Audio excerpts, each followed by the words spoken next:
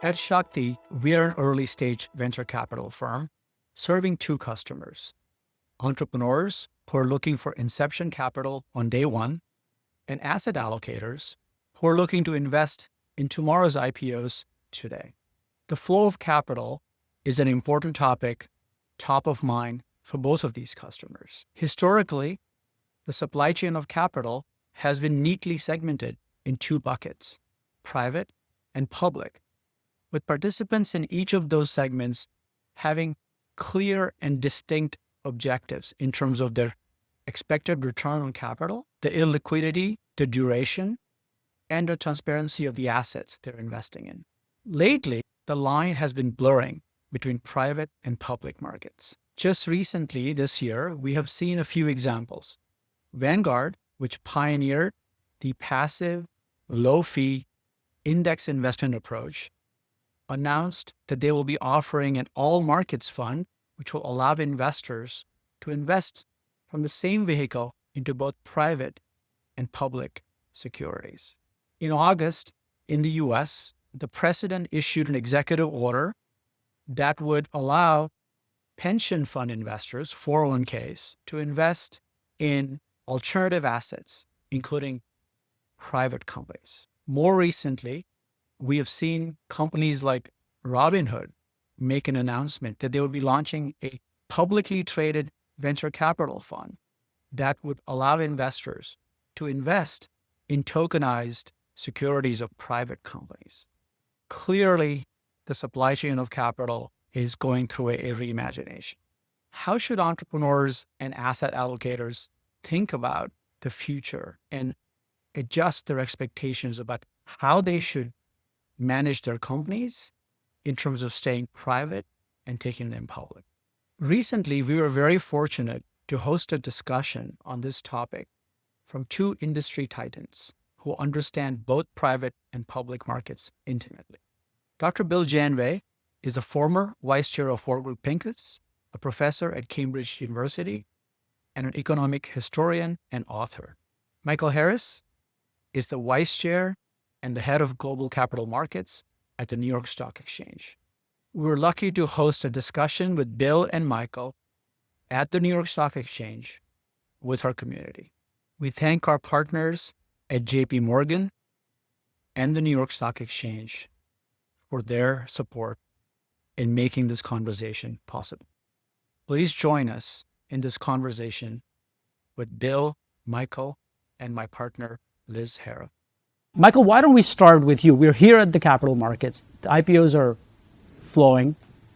Tell us about the state of the IPO market today, the kind of companies that are getting a positive reception, and how do we compare this IPO window to some of the prior windows? Yeah, sure. Well, first of all, thank you for organizing this event. It's great to have everyone here. I think a lot of the stats that you mentioned obviously doesn't paint the most rosy picture for the capital markets. But I think one thing that's interesting is, like, if you look at the companies that are going public now, they are a little different than prior cycles. You mentioned the stat about the more than 200 companies that have gone public this year. But it's actually, if you look at operating companies, because there's been a huge number of SPACs that have actually gone public this year. About 60% of the market this year has actually been in SPACs. But the way that we really look at it are for deals that we would consider to be an institutionally book-build company. So that's typically $50 million in proceeds or more. And there's only been about 51 of them. Right. So those types of companies that have gone public, what's interesting is that the average market cap value is around $4.5 billion. And that's very different from other cycles. You know, if you go back to the 1999 period, if you go back to great financial crisis or pre-financial crisis, most of those companies that were going public looked pretty similar. So it was roughly about $1.5 billion worth of market cap. Proceeds being raised were typically somewhere in the range of $100 to $200 million. What we're seeing this year is just a bit of a shift where part of it's driven by where the market demand is. And we'll talk about some of the constraints on that. But part of it's just driven by just where the supply is. A lot of these companies that are coming public right now, these are older assets. These are companies like Klarna. It's a 20-year-old company. And that's just a very different dynamic than we've seen in other prior cycles, where the typical company that would go public would normally be in the pre-2007 period. They'd go public after their Series C round, and they'd become a public company. Because of the amount of private capital that's available, it's not unusual to see a company do a Series G round with a capital raise. That's a very unusual dynamic. And as a result, we're in this period now where there's over 1,300 companies that are private that have a valuation north of $1 billion. So on one hand, it's great from the perspective as you look forward to the pipeline of companies that could be public companies. There's a high likelihood that you're going to see a much larger pipeline of future issuance. Flip side of that argument, of course, is in an environment where interest rates have gone up dramatically compared to the 2020-21 period, there's a higher likelihood that you're also going to have a much more active M&A pipeline over the next couple of years as well. Another couple things that are just kind of different is when you look at the types of investors that are participating in the IPO process, they're different than what they used to be in prior cycles. So when I started in the business, back in the, let's just call it the 90s, there was a very wide swath of investors that were focused on the small cap, the mid cap space of the marketplace. There were a number of investment banks, names like Montgomery Securities and H&Q, that were very focused on helping growth economy companies get to the public markets. And then for a whole variety of different issues, whether that's Sarbanes-Oxley, whether that is the research settlement in the 2003 time period, or when you fast forward to where kind of the multi-strat environment of hedge funds are now, and kind of the dearth of the fund-of-funds environment within the hedge fund world, what you're seeing is investors in the public markets are looking for liquidity. And if you're a fund like a D.E. Shaw, Citadel, Millennium, in order to make it work just from the standpoint of being able to actually put capital to work on a transaction, it is very difficult to make the numbers work looking at a company that is a $500 million market cap company. And so it really begins to create this effect where the most desired companies, the most desired IPOs, and the ones that get the most subscriptions tend to be large cap. And you see that play out in the performance. So this year, just to give you some perspective around that, so I mentioned just kind of the 51 companies that have all gone public this year. You look at companies that are $500 million or more in proceeds and up, average return this year, 50%. $500 million and less, average return 14%. So it's a pretty big split in the marketplace. And then the other element, and the thing that we haven't seen quite come to fruition yet this year in the market, which is kind of the one missing piece of the IPO market that really hasn't been talked about much, which is issuers that are backed by the private equity world that have leverage. And so there's been a couple of data points to it, but what you've seen is, roughly 7 deals that have been from sponsor-backed companies, and the performance has been kind of meh. Average performance for those deals has been around 7%. So until you start to see that performance number really pick up, that's when I think you'll see the overall IPO market really, really pick up. And there's a pretty decent number of deals that are in the pipeline that we actually are seeing that will probably come in the first half of 2026. And so that's when I'd expect to see, hopefully, if the performance holds up, valuations hold up, that's when you probably would see the market continue to pick up from there. I mean, to that point, like we've seen the IPOs this year, a lot of them have had major pops on day one. Yeah. Do you think that's just, investors are just so desperate for something new, or is it fundamental? Would we expect that to continue? I mean, some of the pops have been 50, 100%, and probably largely because of retail coming in, but... Yeah, I think it's a combination of, on one hand, a lot of the names that have come to the marketplace this year, they've had fairly small floats. So if you kind of look historically, the amount of flotation that a company is typically looking at is somewhere between 15 to 20%. This year, it's been closer to 10%. And on some of the more notable names, like whether it's Figma or Bullish or others, it's been closer to around 7%.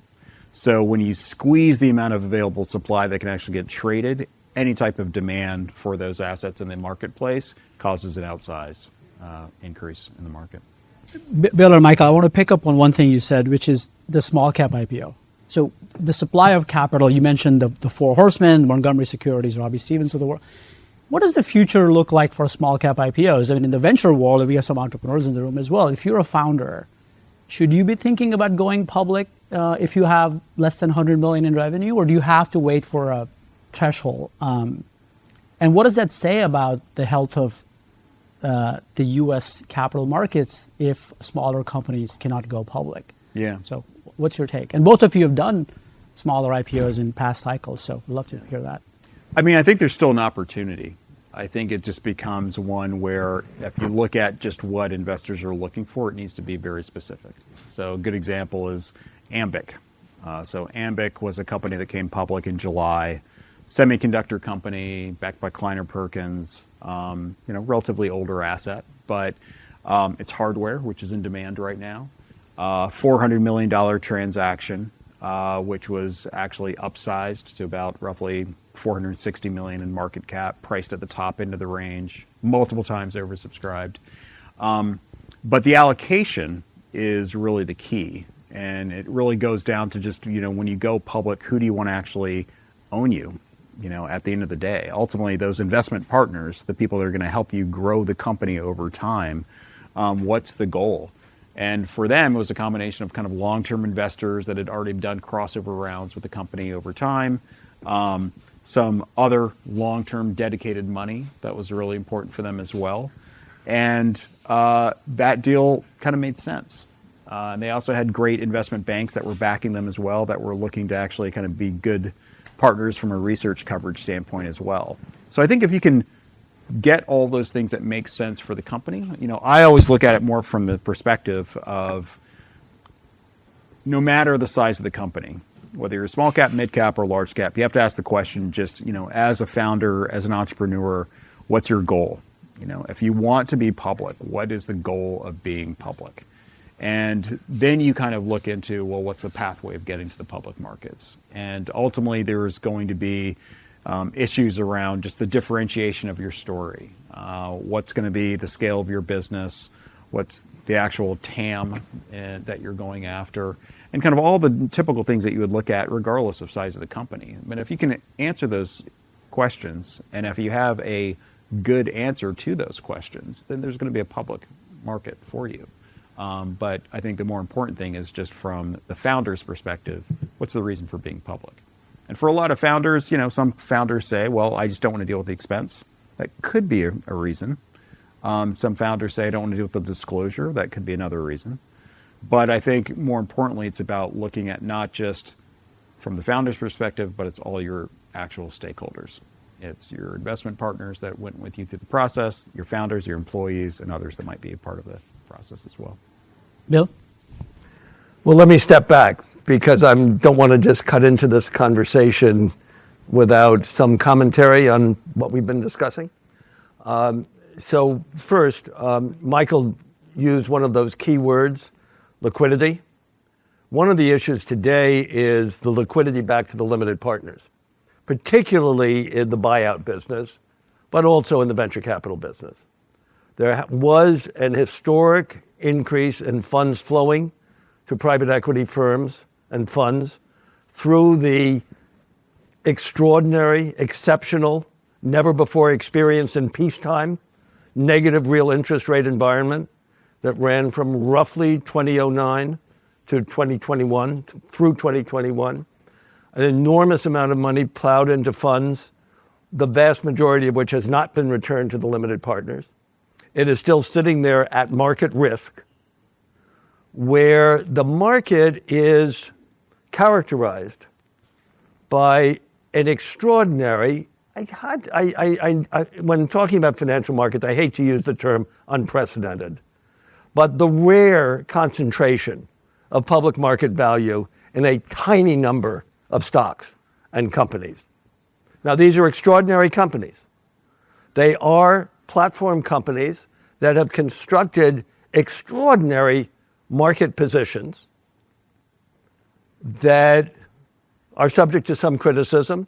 I don't know if anybody here know the name Cory Doctorow? Good for you. Cory Doctorow is a blogger. He's a science fiction writer. He is hilarious. He's got a new book, which is based on a thesis that he developed, which suggests that the way we should think, how we should characterize the extraordinary market position of the top tech firms is through their success in, forgive the expression, the enshittification of the internet. The way in which attracting a loyal, committed, and to some extent locked in customer base on one side of a two-sided market, as with Google in search or Amazon in retail. Taking that side of the market to the other side of the market, in particular the advertising world, and transforming what had been a great experience, searching on Google, into an experience where you have to fight your way through how many pages to get to the answer that you were actually asking. And now you're not even getting that answer, you're getting an AI overview of what the answer might be. So having made enormous amounts of money by taking that captive audience to the advertising market is now being enshittified by the application of AI. So there is, first of all, a question as to the persistence over time of these extraordinary monopoly rents, which is what economists call profit above competitive conditions based upon monopolist market domination. So that's one distortion which has persisted, could persist, could continue indefinitely. It is not subject to any kind of regulatory overview.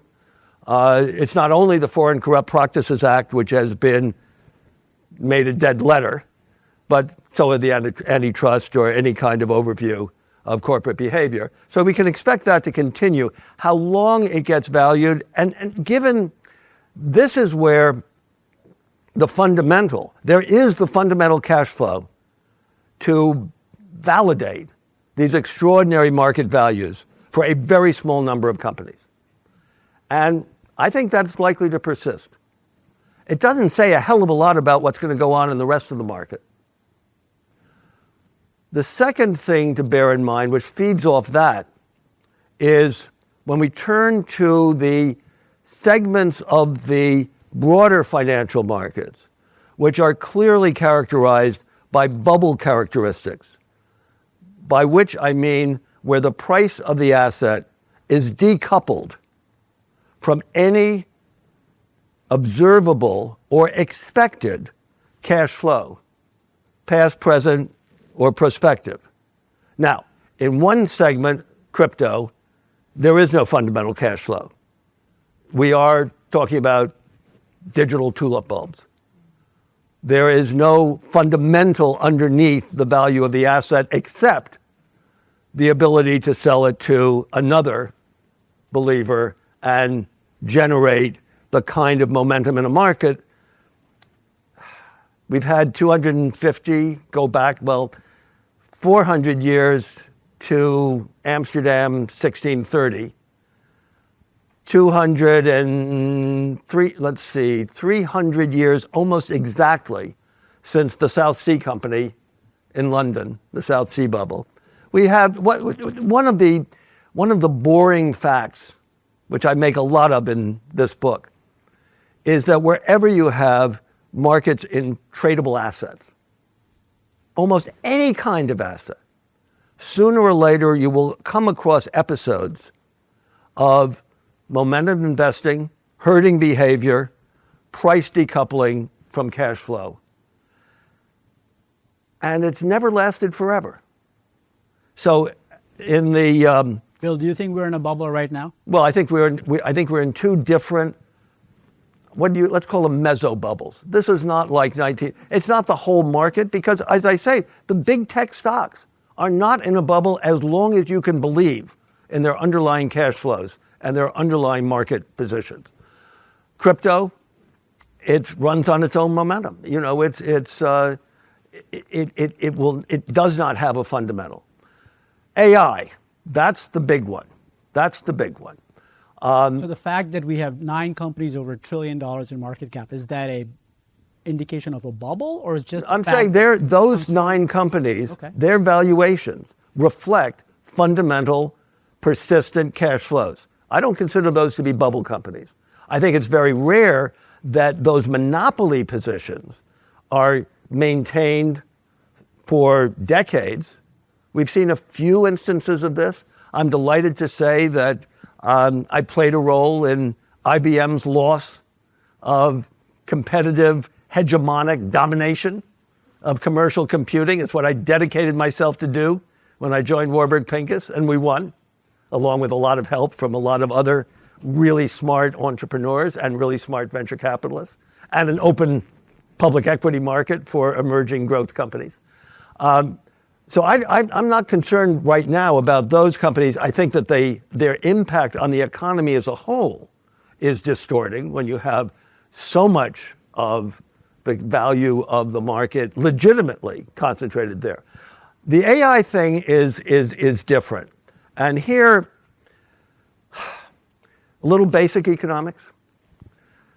By the way, that concentration is also in the private market. If you look at where the private capital is going. Understood. But let me stay with AI for a minute, because it takes a minute to walk through this. We have had, over the last couple of hundred years, several examples of transformational technologies which delivered services that previously were absolutely unavailable, and which, when they were deployed at scale, absolutely transformed the market economy. Start with the railroads, electrification, automobiles and highways and the interstates, the internet. Now, though the development and deployment and the money available to fund development and deployment came out of what I call in the book a 3-player game between financial speculators and governments prepared to invest when there was no discernible hard economic return available. Sometimes it was for national security. A lot of railroad investing around the world was for national security.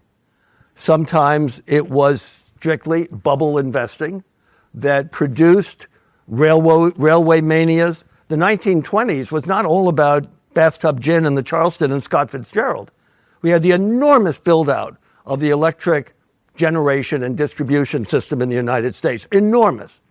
Funded by speculation in what were the hottest growth companies of their time. Do you know what they were? Electric utilities. Florida Power and Light. Super hot companies. When the bubble burst, nobody tore up the railroad tracks. Nobody pulled out the dark fiber in 1999 and 2000 from the ground. It was there for Netflix and streaming TV. Now, with AI and with those previous ones, you have to invest a hell of a lot of money to be able to deliver one unit of service.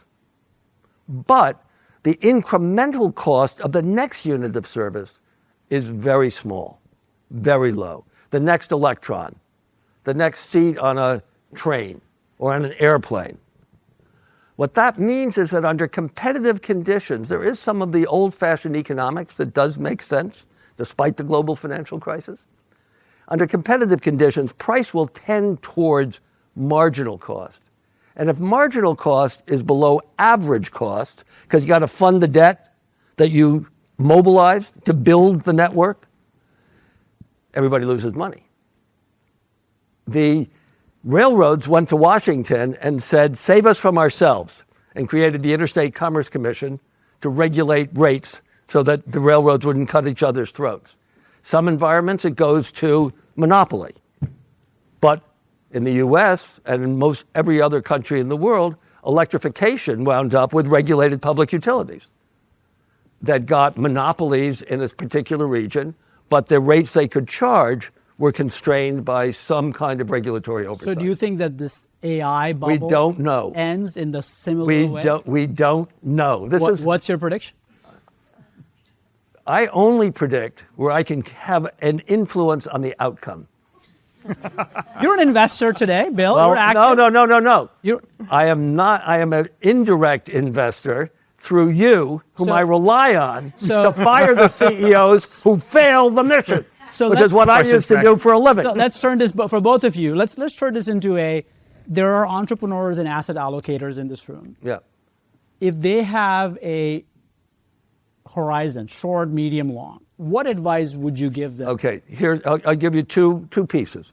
First of all, Where should they invest? We don't know. We know that there is hundreds of billions of dollars supposed to go into data centers for the hyperscalers, for these enormous companies.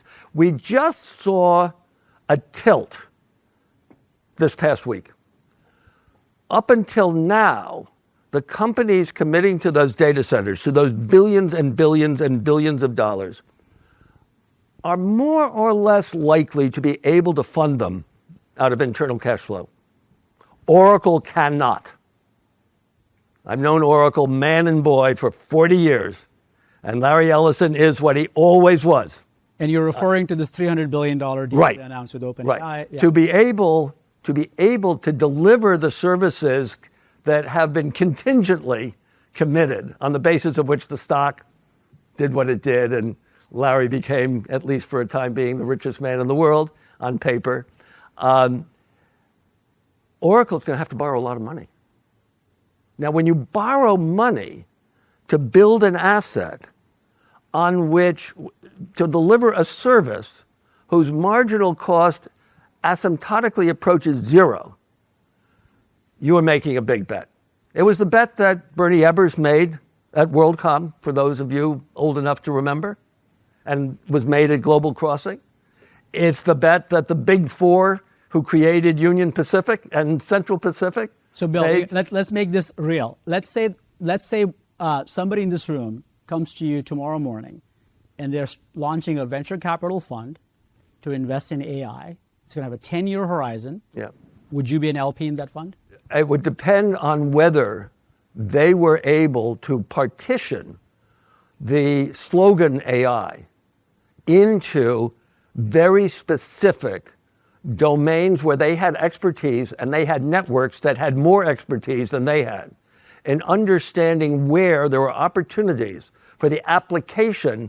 And I hate the term AI. I mean, this is the fourth hype cycle in AI, where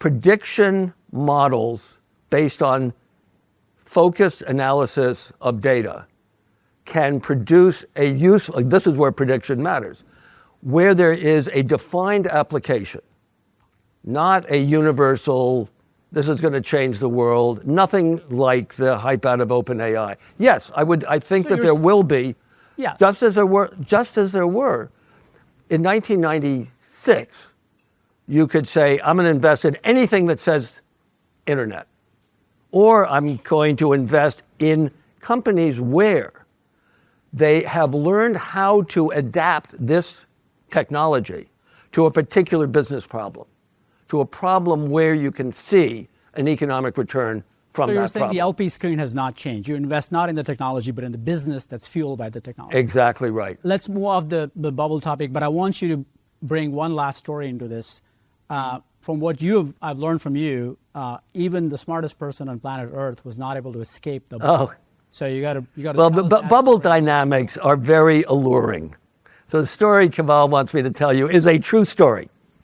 And it's told, by the way, this is one of the most remarkable sources of deep analysis of the fundamentals of stock market dynamics. The man, a mathematician, peer-reviewed, a genuine, honest-to-God, pure mathematician at the University of Minnesota called Andrew Odlyzko, who really, his channel was fascination with the great railway manias in Britain in the 1830s and 40s. But he went back further. He went back to the South Sea Bubble and really looked at the documentation. Now, one of the richest individual investors in the 1720s was a fellow you've heard of called Isaac Newton. Now, when he wasn't inventing physics and co-inventing calculus, competing with Leibniz in Germany, he was the controller of the British Mint. And corruption in public places did not begin with this administration. They may have carried it to a new level, but Isaac Newton became very rich as the manager of the British Mint. And we've got a record of his investing in 1719, 1720, 1721. Some for himself, some for friends who had given him money to invest. And he got it right. He got, 3x, 4x in the South Sea Company stock, and he got out. And then it doubled again. And he couldn't stand it. And he went back in just weeks before the top.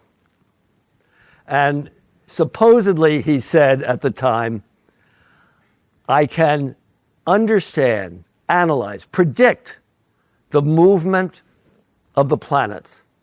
I cannot predict, analyze the madness of men. On that note, let's move on to the other topic. Michael, one of the discussions is this wealth transfer and the new inheritors and how are they going to invest in both public and private market.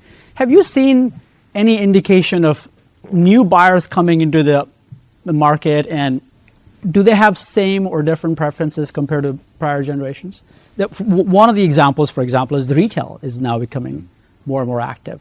But is it the same retail as me and my parents, or is it a different generation?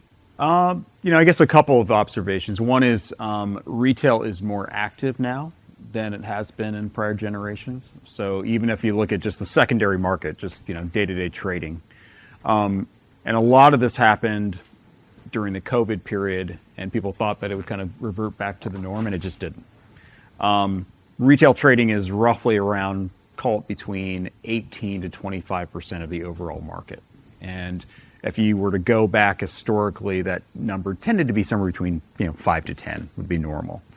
So it's become a much larger part of the overall trading pool. But what's probably more interesting is that the level of sophistication within retail has just increased dramatically. And part of that's just a function of technology. A lot of the trading algorithms that would normally be available to institutional traders, those are now available to retail traders. Part of it's also just the technology platforms are just much more available as well. So if you go to Interactive Brokers or Robinhood, a lot of those algorithms that are available for trading at kind of the higher level tiers are actually fairly sophisticated. And that's also making its way into the primary market as well. So that's one reason why on a typical IPO, you're seeing just a much stronger level of participation on deals. And on certain transactions, if it's a hot deal, retail is much more willing to try to pay a higher price than what you see institutional buyers willing to pay. And so issuers are listening to that, and in many cases, they're also looking to appease and try to tap into that demand as well. So Bullish is probably the most notable recent example that came to the market, where they actually looked at bringing in two very specific broker-dealers into the syndicate that could tap in specifically into retail demand to try to access a higher price point for the overall deal. There's been, people mentioned the Robinhood news yesterday, but it seems like every day there's a new, traditional asset manager getting into private markets, whether it's Goldman through, T. Rowe and KKR. Yeah. Is that trend, is it good for the supply chain of capital? Do we think that will continue, or what do you make of that? I think it's a little early, to be honest. I'm not sure how you feel about it, but I feel like we haven't really, a lot of those partnerships have really only been made in the last 2 years. And so the deployment of proceeds you haven't really seen play out into the market, and you haven't seen the returns play out either. There are really, usually different asset classes, different return profiles, different return expectations within the private markets versus the public markets.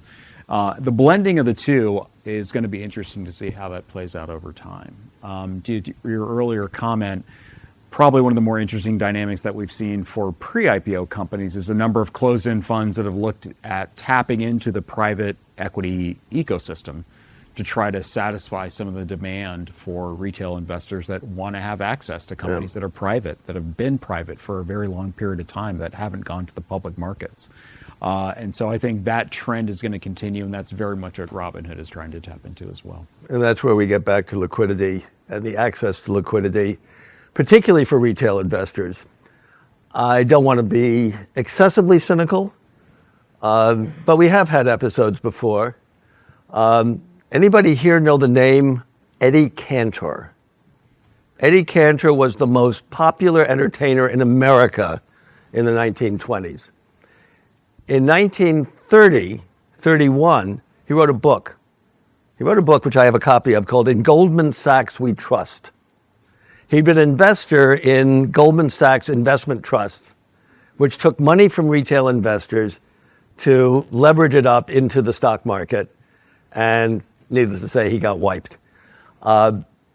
There's a kind of late cycle phenomenon of going for retail, particularly, well, and you know, it's not all cynical, though I do always remember in this context, I once knew a guy, an Englishman, beautiful suits, beautiful accent. He was the kind of guy who was a director, an outside director. Not Newton, right? An outside director of the kind of company that was registered in the Cayman Islands. And he used to say about the public investors, these were companies that had gone public in London. He used to say about the public market investors, had God not made them sheep, they would not have been born to be shorn. And which is why, by the way, I mean, it's always important when you start taking apart regulatory institutions, it's really useful to go back and take a look at the historical context in which they were created. And the Securities Exchange and the SEC was created at a time when retail investors had been taken to the cleaners by Wall Street. Yeah, and so I think we got to be a little careful here about celebrating the triumph of creating access, particularly to illiquid investments, for investors who are not institutions, who are not perpetual endowments, and those, of course, are under pressure too. So it's not. I think it's a very uncertain time for market structure. Let's explore that a little bit further, both of you. I mean, I think so. There's a lot of indications that the line between private and public is blurring. Liz talked about Vanguard, which pioneered low-cost index fund investing, passive, is now going to offer a private, high-fee, illiquid fund. So that's one thing. We talked about the Robinhood Venture Capital Fund. Venture funds have become RIAs and started holding assets in the public market forever. So there's a lot of different things going on here. Do you think this is a aberration? It's a late-stage bubble thing, or is it a fundamental shift in the architecture of the supply of capital? And maybe just as a follow-up, what advice can we give to our audience if you're an asset allocator? Should you be even thinking about private versus public? Is that distinction not material anymore, or is it? And what about duration risk? And so how should we think? Well, needless to say, there are multiple things going on at the same time which make it complicated. How does the world look like 10 years from now? Let's just say private, public. You know, as I say, as Keynes said, best we should know the future. And if not, better for opinions to differ, because then we have trading markets rather than one-way bubbles that burst. But I think there are a couple of things that can be kind of parsed here. First of all, in the venture world, there clearly has been a partitioning between those venture capital investors who have kind of stayed with the fundamentals of the business as it originally developed. That is, very early stage, partnering with entrepreneurs, building new companies, getting rewarded to the extent that they succeed in creating liquefied value in a context, this goes back to what we were saying before, where, by the way, always, historically, 80% of successful venture exits have been by M&A. And so nobody who's the financial partner of an entrepreneur should not be shy about explaining that the opportunity to go all the way, Microsoft, as a public company to multi-generational life is very rare and very exceptional. So that's one thing. The firms that seized on the opportunity to raise multiple funds at very large scale have changed the incentives of their business. Their incentives are much more like, I mean, the firms that you've referred to that are RIA, they're much more like the incentives of private equity firms to make money as fees and then capitalizing on their fee income as public companies. Mm-hmm. I won't be surprised to see one or other of the multi-billion-dollar multi-fund managers who started as venture capital firms going public. Which one will go first? I have no dog in that fight. But it will mean that just like with the big private equity firms, there will be a competitive tension between what you owe your limited partners and what you owe your public market investors. That's not a simple trade-off. I'm delighted to say my old firm, Warburg Pincus, first of all, is probably unique for a firm with that amount of assets under management that remains one partnership. One partnership, while it has portfolios by industry and geography that each represent tens of billions of dollars. The second thing is that distinguishes them that so far this year, they've distributed $10 billion back to their limited partners. So it's not, liquidity is available if you start from first principles, thinking about that all the way through the firm. But the other question about the fundamental shifts versus transients. Yeah. I think there are some fundamental shifts, but they are shifts not necessarily, first of all, in the financial markets, as in the broader structure of the political economy and the society, which both is dependent upon. And this is where I get really worried. I really get worried about this country. I talked about, the three-player game, the market economy, the financial markets, and government. Historically, when they need it, those other two players have desperately needed, a state, a government, that can underwrite the risks that are beyond the capacity of even the biggest market participants. That was what we saw in 2008. Mm-hmm. That was where a non-politicized Fed, whose chairman was one of the greatest scholars of the Great Depression, Ben Bernanke, former chair of the economics department at Princeton, played unique role as liquidity provider to the world, in the absence of which the Great Recession could have been a great deal worse. I worry about the underwriting capacity of the American government, domestically and internationally, in the current state of the play. Let's get some questions from the audience as well. I'm going to ask you one more. Bill, you also advise a very prestigious, old academic institution in the UK in terms of their endowment strategy. Lose the advice, maybe. But if you're a long-term investor, venture capital was a very attractive choice, pension funds, endowments. You brought this up earlier. Endowments are under pressure in the U.S. for a variety of reasons. It looks like the sovereigns have come in and captured some of the allocation that large venture firms used to give to endowments. So what is the advice that you give to an endowment manager or a pension fund or a large family office in terms of the private asset classes like a venture capital versus... One begins with that funds that can accept illiquidity over time, and this was the great discovery at Yale. If you can do that, you can get rewarded for your tolerance of illiquidity. Now, when the public markets are saying liquidity, ha, ha, ha, think about in terms of Matt Levine, ha, ha, ha, liquidity, who needs liquidity? It just number go up. Then you lose that edge. The institution loses that edge. So I think on the other hand, trying to play the market, to time the market, has really never been worthwhile. What I do see that some of the endowments are doing, this Yale was doing this and others have followed, looking at real assets. Forests grow. You can actually do a pretty good net present value in a reliable way. So I think you're likely to see more of that.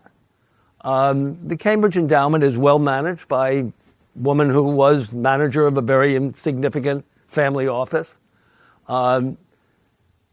The strategy has been much less Yale dominated because it came into the game later. Cambridge is a very old university, but its endowment was distributed among 31 colleges. But here's the greatest investment that any endowment has ever made. Trinity College, Cambridge, founded in the 16th century by Henry VIII. Not a great endowment from Henry VIII, but beginning in about 1900, it had a succession of chief financial officers who inherited large estates of real estate, large property portfolios. And historically, they just collected the coupons. They were rentiers. They collected the rents. And the first of these guys realized, we could go from being a rentier, a passive rent collector, to being an active property developer. And they started taking their estates and upgrading them, going commercial, building. Trinity College did the first science park in Britain following Stanford, explicitly following Stanford. Well, the third in succession of these bursars, the title is called bursar, in 1960, looks out and sees there's been a revolution in logistics. It's called the container. Now, the Luftwaffe had endowed Rotterdam, had liberated Rotterdam from its previous 500 years of port technology. Rotterdam had been bombed to smithereens. So it became the first container port ahead of Singapore. And it is today the largest container port in Europe. London and Southampton and Liverpool, the three great British ports, were locked into union agreements, regulatory structures. They were incapable of responding. But Trinity College owned a marsh on the North Sea, due east of Cambridge. It's now Felixstowe Docks. It's the largest container port in the United Kingdom. Every container that goes through goes ka-ching for Trinity. Trinity's endowment is sort of roughly estimated, depending on interest rates, at something between £1 and £2 billion for a college with, 900 students. So They've done well. They've done well. Thank you. Let's get some questions from the audience if we have, and then we're going to go to a lightning round. So any questions? Sydney's got the mic. Neil has one here. Neil, you can just shout it out. For the recording. For the recording, yes. Yes.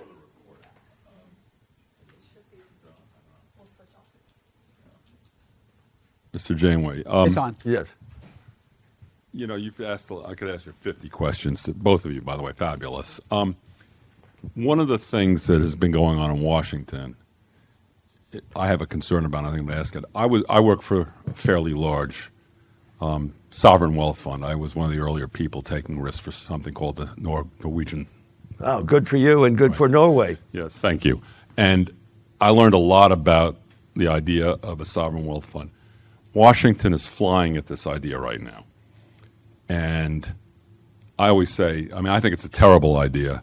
The United States has a sovereign wealth fund, which is what both of you have been talking about. It's called the private capital markets, and it's amazing, and it's the best allocator.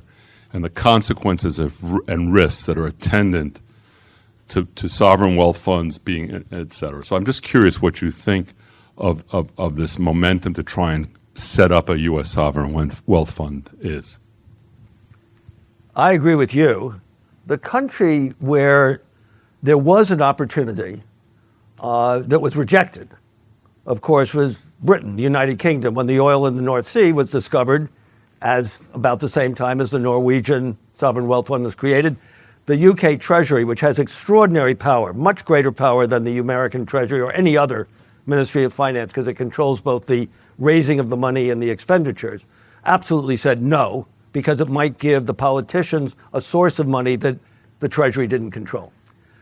They're now creating a national wealth fund, I've just learned, rather after the fact, and when they don't have the excess cash flow. Of course, when the great thing that Norway did was to insulate its economy from the Dutch disease. You get a huge bolus of cash into your currency because you've got this wasting resource, but for a period of years, you are generating enormous export surplus. So The Dutch guilder went to the moon, Dutch industry was wiped out.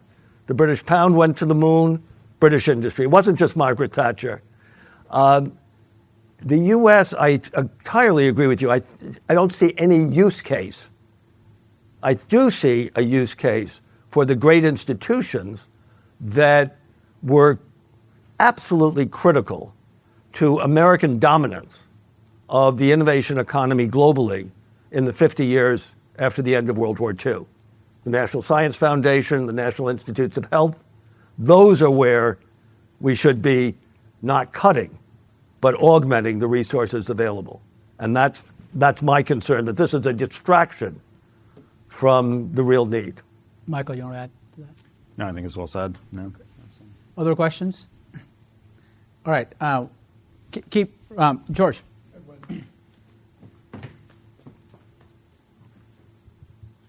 Maybe you answered the question a little bit when you talked about Cambridge and Cambridge's endowment strategy in terms of investing.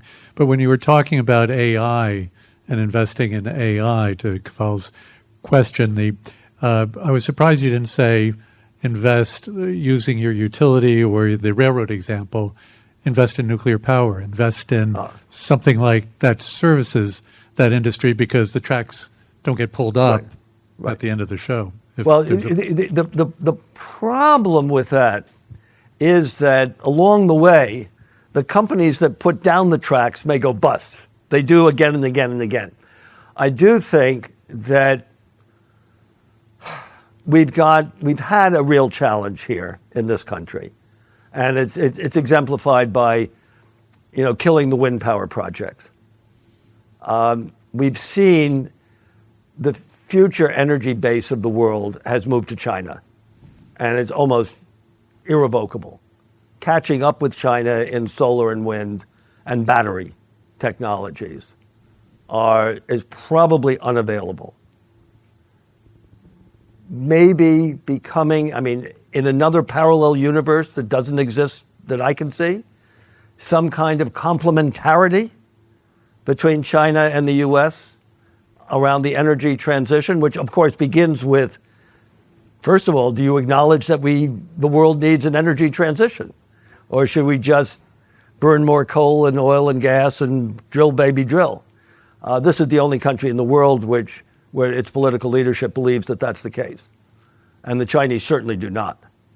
So I have to say this, I can't avoid saying this. I am too old to learn Mandarin. But your children or grandchildren would benefit from learning Mandarin. The good news is AI can do this for us now, Bill. You don't have to learn it. Let's do a couple of is there a question? Any other? Yeah. Let's do a couple of lightning rounds. Yeah, a couple lightning round because this stands between if you have other questions, please raise your hand. And hors d'oeuvres and more wine. So we'll do super quick answers from both of you. How many trillion-dollar market cap companies will there be by the end of this decade? And just for context, there's 9 today by 2030. Okay, I'll say there'll be either a 0 or 100. And the swing factor Big is variance. What's the dollar worth in 2030? Aha. Okay. If it's a Zimbabwe dollar, there'll be 1,000. Bill gave us an economist answer. Okay, Michael.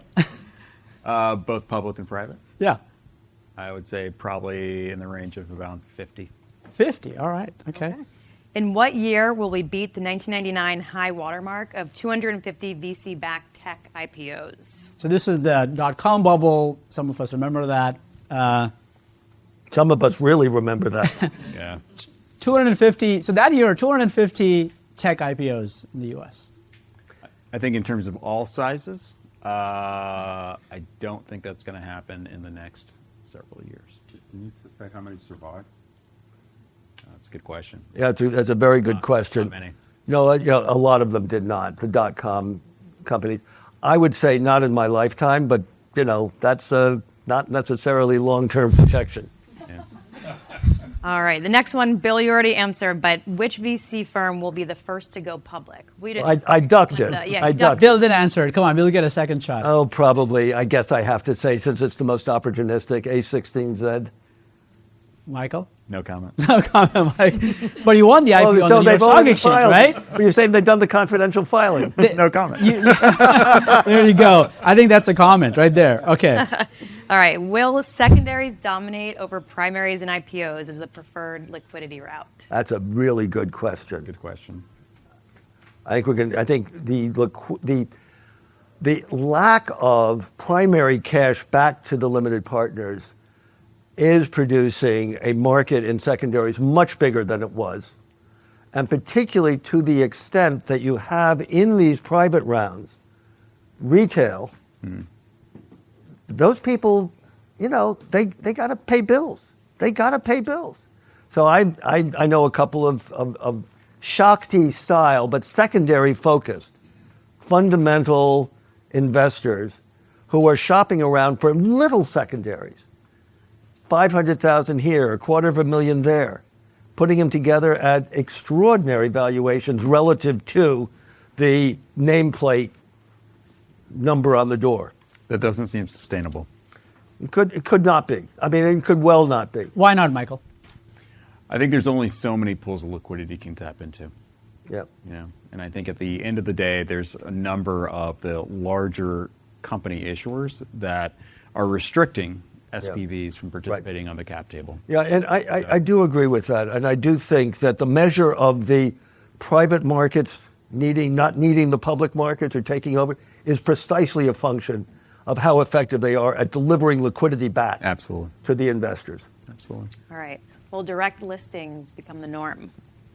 I don't think so. I think they will always be a subset of the overall market. As much as people will talk about the benefits of direct listings, and we pioneer direct listings with Spotify, there's a lot of benefits to the IPO process. Right. Sponsorship. I think ultimately, when you think about what the IPO is, it's essentially putting certain artificial constraints on both the supply side of the market and the demand side of the market. And for management teams and for stakeholders, there's a lot of benefits to doing that. You get to choose who's on your cap table. Yep. You get to choose who's actually selling into the marketplace. And there's a whole host of benefits in terms of being able to actually select the partners and the stakeholders that are part of that process. And so I think the IPO will continue to be a large part of the overall process of monetization. I've had a lot of discussion with friends, particularly my friends at Benchmark, who were really pioneers. Bill. They were Bill Gurley, and I never convinced them that I don't give, frankly, if you pardon the expression, shitification, I don't give a shit about the first day pop, because I'm the BC. I'm locked in for 6 months. I worry about what's the price going to be in 6 months, and do I have a happy set of investors who bought into the IPO and made some money and are available to absorb my liquidity, which is the only thing that matters to me. And if, back in my Warburg days, I would typically own 25 to 50% of the companies that were going public. And consequently, the last thing I wanted to do was maximize what I got out of the market on the first day, because that was going to come out of the hides of the people I was going to depend upon 6 months and later. Brian, you got a question? Go for it. Your comments on the White House's position to go to semi-annual versus quarterly reporting. Well, it was a great Supreme Court Justice, Louis Brandeis, who said, "Sunlight is the best disinfectant." If there's one thing I've learned about, forgive me, entrepreneurs in this room, I mean this in the warmest spirit possible, but the first thing to know about entrepreneurs is that they wouldn't be entrepreneurs if they weren't capable of lying. Because when you are going to convince investors that your vision of the future is sufficiently real that they should write checks that you can cash. So my first law of investing with entrepreneurs was follow the cash. I want to know how much cash was in the bank on December 31, how much cash is in the bank on March 31. Don't tell me about EBITDA. I know how to manipulate EBITDA 20 ways from Sunday. I want to know what the actual cash is. And as my psychotic mentor, not referred to exactly as such in the book, but you'll find the reference, used to say, corporate happiness is positive cash flow. If I can't see the real numbers on a regular recurring basis, how do I have any right to claim that I know what's going on? So I think that giving up, going from quarter to 6 months will end in tears. Why not go to monthly? Okay. Yeah. Well, Yeah. good. We got time for- With these kinds of technology systems, you could, you'd like to at least run something over 3 months rather than over month in, month out.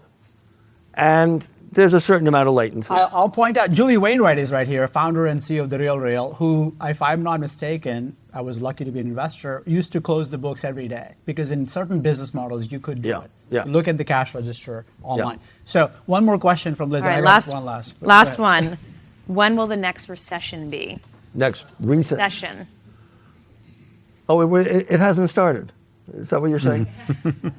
Has it? Well, there are some worrying signs. But we do have this, the conundrum that the assorted and diverse members of the Federal Reserve Open Market Committee have been dealing with today, between what the labor market looks like, what wholesale prices look like, what the inflow of import prices look like. I think we could very well have not a big recession because we don't have the financial excess in the leverage segments of the economy that we had in 08, 09. But I think we could have certainly people used to talk about a growth recession, some kind of stagflation, which is not good for markets. It's not good for markets.